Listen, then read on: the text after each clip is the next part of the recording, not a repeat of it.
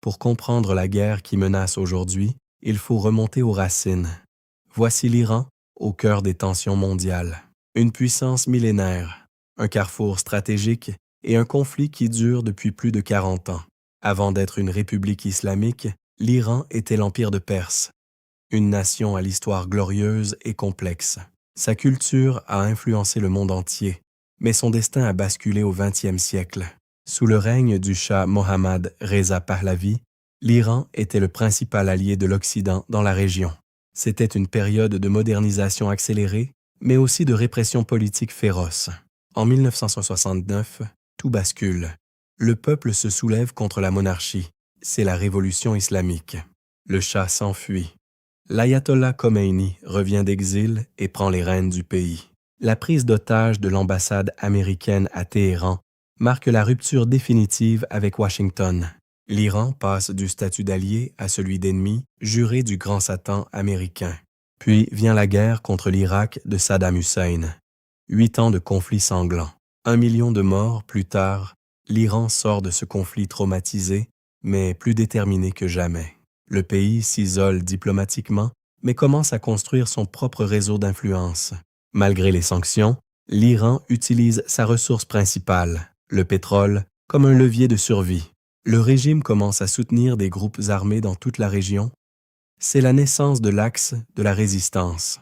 Le but, éloigner la guerre de ses propres frontières en créant une ceinture de sécurité extérieure. Mais c'est une autre ambition qui va cristalliser les tensions mondiales. Le programme nucléaire. Pour Téhéran, c'est un droit à la technologie. Pour le reste du monde, c'est la menace d'une bombe. Nous sommes à l'aube d'une nouvelle ère. Le passé a forgé les armes d'aujourd'hui. Aujourd'hui, c'est la rivalité la plus explosive du monde. Mais saviez-vous qu'avant 1979, l'Iran et Israël étaient ses alliés? Sous le Shah, les deux pays coopéraient sur le plan militaire, économique et même énergétique. Tout a changé avec la Révolution. En 1969, l'Iran devient une théocratie. Israël est désigné comme le petit Satan, un ennemi à éradiquer. Depuis, les deux nations se livrent une guerre sans merci, mais sans jamais s'affronter directement. C'est la guerre de l'ombre. Cela commence par le cyber. Des attaques invisibles paralysent les ports, les stations-service ou les usines. Puis il y a les assassinats ciblés. Des scientifiques nucléaires iraniens sont éliminés en plein cœur de Téhéran. L'Iran réplique en finançant et armant le Hezbollah au Liban et le Hamas à Gaza. Des milliers de roquettes menacent Israël. Sur mer, les pétroliers sont les cibles. Des mines, des drones et des sabotages secrets perturbent les routes maritimes. En Syrie, Israël multiplie les frappes aériennes pour empêcher l'Iran d'y installer des bases permanentes. C'est une partie d'échec mortel. Chaque camp teste les lignes rouges de l'autre. Jusqu'où peut-on aller avant que la guerre ne devienne totale? Pour Israël, l'arme nucléaire iranienne est une menace existentielle. Ils ont juré que Téhéran ne l'aurait jamais. L'Iran, de son côté, dispose du plus grand arsenal de missiles balistiques de la région. Une force de dissuasion massive. Le dôme de fer contre les drones kamikazes. La technologie contre le nombre. La tension est à son comble. Dans les coulisses, le Mossad et les gardiens de la Révolution s'affrontent pour chaque bribe d'information. Le monde entier observe ce duel. Une erreur de calcul pourrait embraser toute la planète. La guerre est aussi médiatique. Des vidéos et des discours servent à intimider l'adversaire et à mobiliser les populations. C'est un équilibre de la terreur. Personne ne veut une guerre ouverte, mais personne ne veut reculer. Chaque nouvelle frappe, chaque nouveau sabotage nous rapproche du point de non-retour. La guerre de l'ombre sort de la lumière. Le monde n'a jamais été aussi proche d'un conflit direct. C'est le dossier qui fait trembler la diplomatie mondiale depuis 20 ans. L'Iran et l'atome, une quête de puissance ou une menace de destruction? Ironie de l'histoire, le programme nucléaire iranien a commencé avec l'aide des États-Unis dans les années 50, sous le programme Atoms for Peace. Mais après la révolution de 1979, le programme change de nature. Dans les années 2000, le monde découvre l'existence de sites secrets enfouis sous les montagnes. Au cœur du problème, l'enrichissement de l'uranium. Plus le taux est élevé, plus on se rapproche de la capacité à fabriquer une bombe.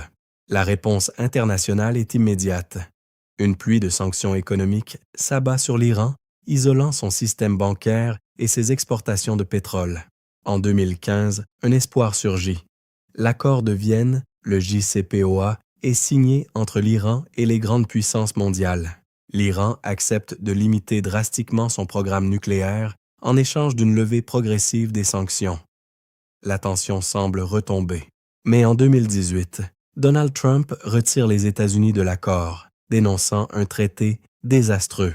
C'est le retour de la pression maximale. En réponse, l'Iran reprend ses activités. Aujourd'hui, Téhéran enrichit de l'uranium à des niveaux proches de l'usage militaire. Le temps de breakout, le délai nécessaire pour produire assez de matière pour une bombe, est désormais réduit à quelques semaines seulement. Téhéran affirme que son programme est purement pacifique. L'Occident et Israël en doutent profondément. Qui dit vrai? L'Agence internationale de l'énergie atomique tente de surveiller les sites, mais l'accès est de plus en plus restreint. Le rideau tombe. Le risque d'une frappe militaire sur les installations nucléaires plane en permanence. Une étincelle qui pourrait embraser toute la région. Pendant ce temps, le peuple iranien paie le prix fort. L'économie s'effondre sous le poids de l'isolement international. Le nucléaire est devenu pour le régime une question de souveraineté nationale et de survie politique.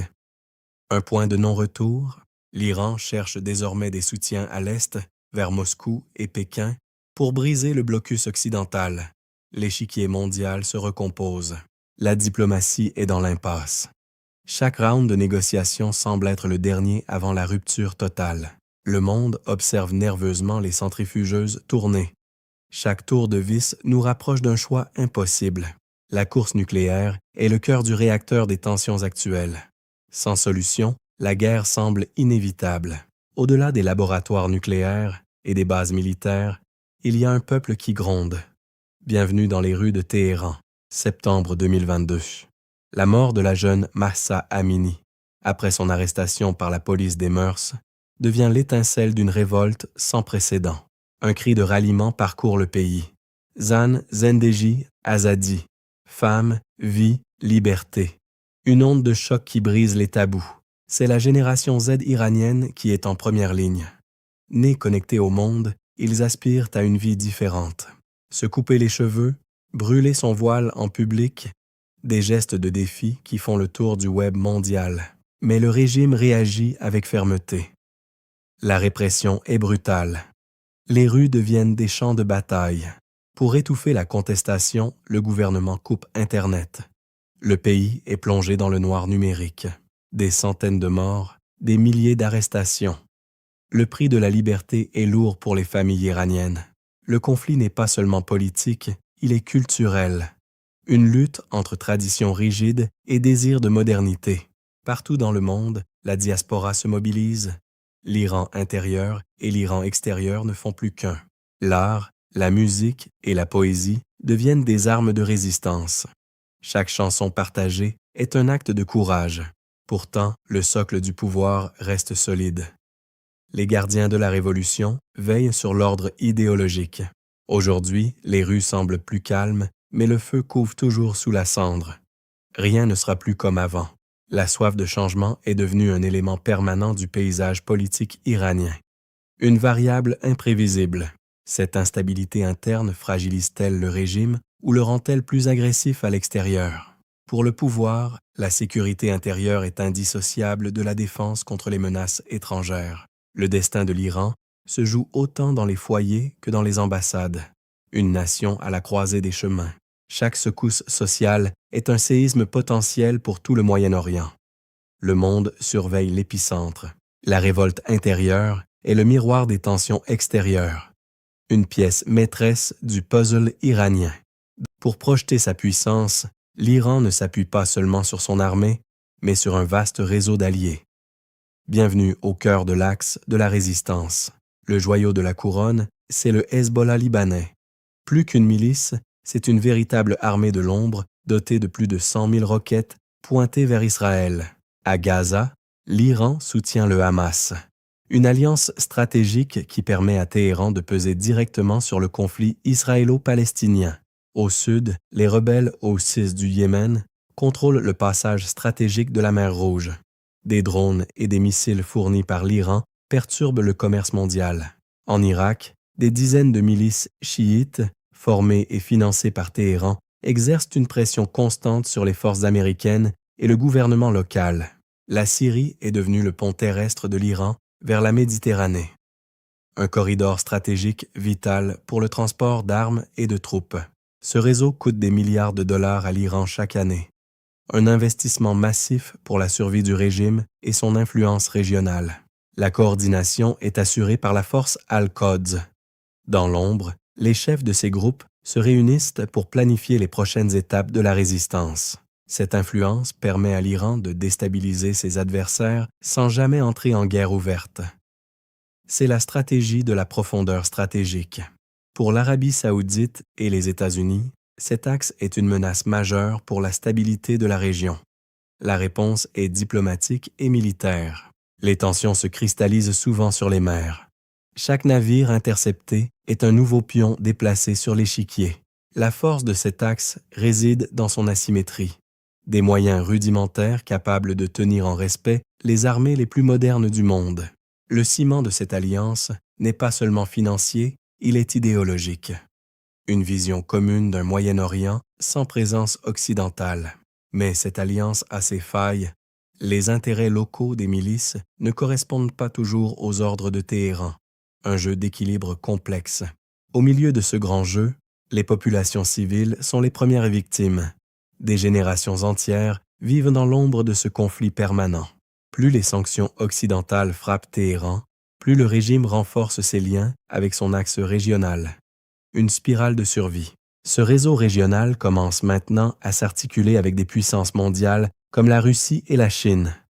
Le jeu devient planétaire. Le monde observe nerveusement chaque mouvement de cet axe de l'ombre. Une étincelle au Liban ou au Yémen peut embraser le monde. Les alliés de l'Iran sont les bras armés de sa stratégie régionale. Un réseau puissant, enraciné et imprévisible. L'Iran possède l'un des arsenaux les plus redoutables du Moyen-Orient. Une puissance basée sur une technologie précise, les missiles et les drones. Pour Téhéran, cet arsenal est une assurance-vie, une force de dissuasion conçue pour frapper n'importe où dans la région. Des centaines de missiles balistiques sont enterrés dans des bases souterraines secrètes, surnommées les villes de missiles. Leur portée et leur précision se sont considérablement améliorées, permettant d'atteindre des cibles stratégiques avec une marge d'erreur réduite. Mais la véritable révolution est ailleurs. L'Iran est devenu un leader mondial dans la production de drones, low cost mais efficaces. Le Shahed 136, le drone kamikaze, a changé la donne. Simple, bon marché et difficile à détecter par les radars classiques. Cette technologie s'exporte désormais. Des champs de bataille d'Ukraine aux côtes du Yémen, les drones iraniens sont partout. Au cœur de cette machine de guerre, le corps des gardiens de la révolution islamique. Une armée dans l'armée, fidèle au guide suprême. Leur unité d'élite, la force Al-Quds, gère les opérations extérieures et les alliances avec les groupes armés régionaux. Dans le détroit d'Ormuz, par où passe une grande partie du pétrole mondial, l'Iran utilise des tactiques de harcèlement avec des vedettes rapides. C'est la guerre asymétrique. Utiliser des moyens peu coûteux pour défier les plus grandes puissances navales du monde. Le territoire iranien est lui-même protégé par des systèmes de défense solaire sophistiqués, certains produits localement. L'Iran a réussi l'exploit de construire une industrie de défense autonome malgré des décennies de sanctions internationales. L'arsenal est aussi numérique. Les capacités cyberoffensives de Téhéran sont capables de frapper des infrastructures critiques à des milliers de kilomètres. Le lancement de satellites militaires montre que l'Iran vise désormais les étoiles pour renforcer sa surveillance et ses communications. Cette montée en puissance pousse les voisins de l'Iran à s'armer massivement en retour. Une spirale sans fin. Le danger n'est pas seulement une guerre voulue, mais aussi une erreur de calcul ou un incident qui dégénère. Le monde entier surveille cet arsenal. Chaque test, chaque parade est un message envoyé aux adversaires. L'arsenal iranien est le bras armé de sa stratégie politique. Une force qui impose le respect ou la crainte.